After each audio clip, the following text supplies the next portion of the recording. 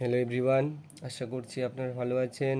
তো আজকে Ryan Martin থেকে ষষ্ঠ শ্রেণীর যে দ্বিতীয় ইউনিট টেস্ট পরীক্ষা হতে চলেছে তার ক্ষেত্রে যে অধ্যায়গুলি থাকবে, 1 নম্বর অধ্যায় হিসাবে জল, স্থল, বাতাস, 2 নম্বর বরফে ঢাকা মহাদেশ, 3 নম্বর আবহাওয়া ও জলবায়ু, 4 নম্বর ভারতের জলবায়ু, 5 নম্বর ভারতের মাটি, 6 নম্বর ভারতের স্বাভাবিক উদ্ভিদ, 7 নম্বর ভারতের অরণ্য ও বন্যপ্রাণী। এই 7টি চ্যাপ্টার দ্বিতীয় ইউনিট টেস্ট পরীক্ষায় থাকবে এবং নাম্বার বিভাজনগুলো এমসিকিউ হিসাবে 6টা প্রশ্ন থাকবে, তারপরে এসকিউ হিসাবে 4টা।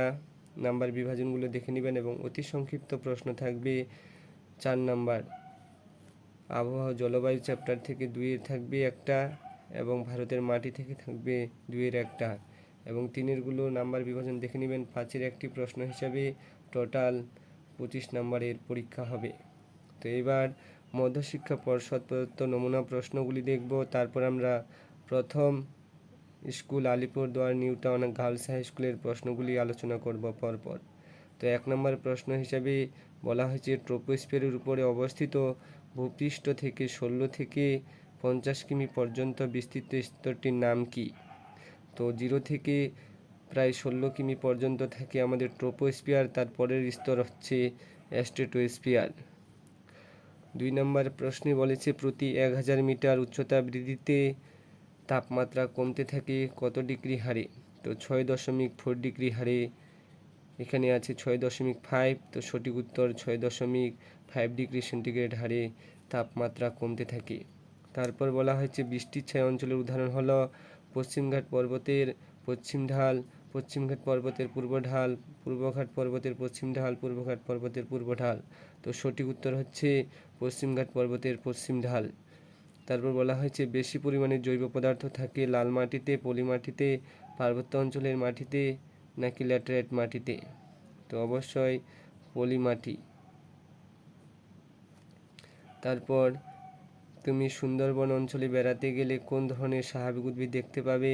কাঁটাঝোপ ও গুল্ম জাতীয় উদ্ভিদ, নাকি পার্বত্য নাতিশীতোষ্ণ অরণ্য, নাকি উপকূলীয় লবণাম্ব উদ্ভিদ, নাকি ক্রান্তীয় পাতাঝরা অরণ্য? তো উত্তর হবে উপকূলীয় লবণাম্ব উদ্ভিদ, কারণ সুন্দরবন এলাকাটি আমাদের বঙ্গোপসাগর সংলগ্ন এলাকায় অবস্থিত, তাই উপকূল যে এলাকা থাকে সেখানে এই স্বাভাবিক উদ্ভিদগুলি সুন্দরবন এলাকায় দেখা যায়। তারপর কাজিরাঙ্গা জাতীয় উদ্যান দেশের জন্য বিখ্যাত? বাঘ, সিংহ, একশৃঙ্গ গন্ডার না রেড পান্ডার জন্য বিখ্যাত? তো সঠিক উত্তর হচ্ছে একশৃঙ্গ গন্ডার। শূন্যস্থান হিসাবে দিয়েছে অ্যান্টার্কটিকা মহাদেশের ড্যাশ হিমবাহ পৃথিবীর দীর্ঘতম হিমবাহ? তো উত্তর হবে ল্যাম্বার্ট হিমবাহ। ল্যাম্বার্ট লিখে দিলাম, পরে নিবে। তারপর বলা হয়েছে ড্যাশ বায়ুর প্রভাবে অক্টোবর নভেম্বর মাসে করমণ্ডল উপকূলে প্রচুর বৃষ্টিপাত হয়? তো উত্তর পশ্চিম পূর্ব যে বায়ু রয়েছে সেই বায়ুর প্রভাবে নভেম্বর মাসে করমণ্ডল উপকূলে প্রচুর বৃষ্টিপাত হয়। তারপর 2 নম্বর প্রশ্নে বলা হয়েছে প্রদত্ত বিবৃতিটি শুদ্ধ না অশুদ্ধ? আন্দামান ও নিকোবর দ্বীপপুঞ্জে কাঁটাঝোপ ও গুল্ম জাতীয় উদ্ভিদ দেখতে পাওয়া যায়? তো অবশ্যই এটি অশুদ্ধ। তারপর বলা হয়েছে প্রদত্ত প্রশ্নে এক কথায় উত্তর দাও। ভারতের গুজরাট রাজ্যের জন্য কোন অরণ্য সিংহের জন্য বিখ্যাত? কি বলা হচ্ছে ভারতের গুজরাট রাজ্যের কোন অরণ্য সিংহের জন্য বিখ্যাত? তো গির অরণ্য হচ্ছে গুজরাট রাজ্যে যে রয়েছে তার সিংহের জন্য বিখ্যাত গির অরণ্য। তো এবার আমরা দেখে নিব Alipurduar new town girls high school HS, এখানে কি কি প্রশ্ন এসেছিল। 1 নম্বর প্রশ্নে বলা হয়েছে ট্রোপোস্ফিয়ার, স্ট্রেটোস্ফিয়ার, থার্মোস্ফিয়ার, এক্সোস্ফিয়ার দিয়ে জেট প্লেন চলাচল করে? তো এখানে সঠিক উত্তর হচ্ছে স্ট্রেটোস্ফিয়ার। তারপর বৃষ্টিপাতের পরিমাণ মাপার যন্ত্রের নাম হলো 14 ব্যারোমিটার, বাত পাতাকা, রেনগজ নাকি হাইগ্রোমিটার? তো অবশ্যই রেনগজ। তারপর গরমকালে, বর্ষাকালে, শরৎকালে, শীতকালে পশ্চিমী ঝঞ্ঝা হয়? তো সঠিক উত্তর হচ্ছে শীতকালে পশ্চিমী ঝঞ্ঝা হয়। খাদার হলো নবীন পলিমাটি, না লাল মাটি, না পার্বত্য অঞ্চলের মাটি, না প্রাচীন পলিমাটি?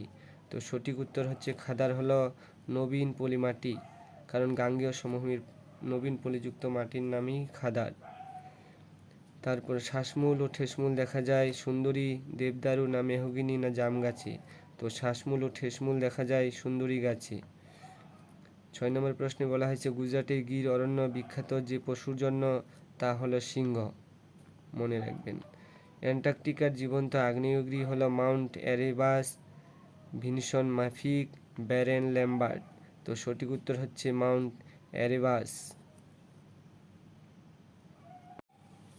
এবার 2 নম্বর শূন্যস্থান পূরণ করো। বলা হয়েছে পৃথিবীর শীতলতম জনবসতিহীন স্থান হলো অ্যান্টার্কটিকা। মনে রাখবেন, অ্যান্টার্কটিকা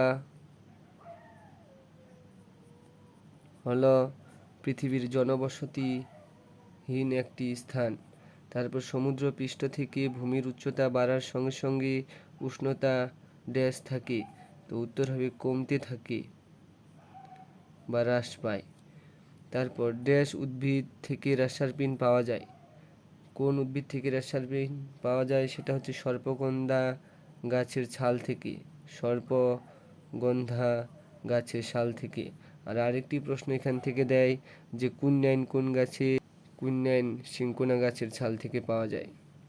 তারপরে বলা হচ্ছে ড্যাশ সালে বন্যপ্রাণী সংরক্ষণ আইন চালু হয়? সেটা 1972 সালে। তারপর 3 নম্বর সংক্ষিপ্ত উত্তর দাও। বলা হয়েছে আবহাওয়ার পূর্বাভাস কিভাবে আমাদের সাহায্য করে তা দুটি উদাহরণের সাহায্যে বুঝিয়ে দাও। তোমাদের সুবিধার্থে আমি নোটটি বানিয়ে রেখেছি, দেখে নাও। কি বলা হচ্ছে যে আবহাওয়ার পূর্বাভাস কিভাবে আমাদের সাহায্য করে তার দুটি উদাহরণের সাহায্যে দেখিয়ে দেওয়া হয়েছে।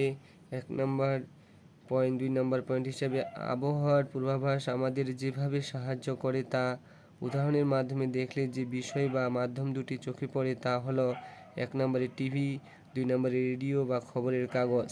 টিভি হিসাবে বলা হয়েছে কোনো একটি স্থানের বা দিনের সর্বোচ্চ ও সর্বনিম্ন তাপমাত্রার পূর্বাভাস জানা যায় টিভির মাধ্যমে। 2 নম্বর পয়েন্ট হিসাবে খবরের কাগজের মাধ্যমে কোনো স্থানের উষ্ণতা ও বৃষ্টিপাতের আভাস জানা যায়। এই দুটি পয়েন্ট লিখলেই হয়ে যাবে। তারপরের প্রশ্ন দেওয়া হয়েছে ল্যাটেরাইট মাটির দুটি বৈশিষ্ট্য লেখো। তো ল্যাটেরাইট মাটির দুটি বৈশিষ্ট্য হিসাবে তুলে ধরা হয়েছে এ নাম্বার হিসাবে বর্ণ, যে ল্যাটেরাইট মাটির বর্ণ লাল প্রকৃতির হয়। বি নম্বরে বলা হয়েছে জল ধারণ ক্ষমতা, এই মাটির জল ধারণ ক্ষমতা কম। এই দুটি পয়েন্ট তোমরা লিখে দিবে। তারপরে 4 নম্বরে টিকা লেখো। বলা হয়েছে অ্যান্টার্কটিকার জীবজগৎ। তাহলে অ্যান্টার্কটিকার জীবজগৎ কেমন দেখে নাও। বলা হয়েছে অ্যান্টার্কটিকা সারা বছর বরফে ঢাকা থাকার কারণে এই এলাকায় কোনো গাছপালা জন্মায় না। তারপর বলা হয়েছে গ্রীষ্মকালে সমুদ্রের কোথাও সামান্য বরফ গলে গেলে মস, শ্যাওলা ও লাইকেন জন্মায়। তারপরে বলা হয়েছে জলে সামুদ্রিক পাখি, শীল, তিমি এবং বিভিন্ন প্রকার মাছ জন্মায়। তো অ্যান্টার্কটিকার জীবজগৎ হিসেবে তোমরা এই দুটি পয়েন্ট লিখে দেবে। তারপরের প্রশ্ন বলা হয়েছে অ্যান্টার্কটিকা ভারতের অভিযান। কিভাবে লিখবে তোমরা দেখে নাও। অ্যান্টার্কটিকার ভারতের অভিযান হিসেবে লিখবে যে 1 নম্বর ভারতীয় গবেষণা। 9 জানুয়ারি 1982 সালে ভারতীয় অভিযাত্রী দল অ্যান্টার্কটিকায় পৌঁছায় এবং দক্ষিণ গঙ্গোত্রী সম্পর্কে ধারণা পোষণ করে। তারপরে 2 নম্বর পয়েন্ট হিসেবে ভারতীয় স্থাপন, মানে ভারতীয়রা যে স্থাপন ঘাঁটি তৈরি করেছিল তা 2012 সালের মেত্রী গবেষণার পাশে ভারতীয় ত্রিভীর গবেষণা কেন্দ্র ভারতীয় স্থাপন এর মাধ্যমে এই অভিযান যাত্রা শুরু করে। তারপরের প্রশ্ন বলা হয়েছে যে বৃষ্টিচ্ছায় অঞ্চল কি বলা হয়েছে যখন জলীয় বাষ্পহীন শুকনো বাতাস পাহাড়ি পার্বত্য এলাকা অতিক্রম করে পাহাড়ের অনুবাদ ঢালে গেলে এবং উপর থেকে নিচে গেলে উষ্ণতা বৃদ্ধি পায়, ফলে পাহাড়ের অনুবাদ ঢাল বৃষ্টিহীন হয়ে পড়ে, একে বৃষ্টিচ্ছায় অঞ্চল বলে। যেমন মেঘালয় রাজ্যের রাজধানী শিলংয়ে এই বৃষ্টিচ্ছায় অঞ্চল দেখা যায় অনুবাদ ঢালে। তারপরে প্রশ্নে বলা হয়েছে অথবা হিসেবে লু ও আধি। তো লু আধি কীভাবে লিখবে দেখে নাও। লু লু একটি বাতাস বা বায়ু।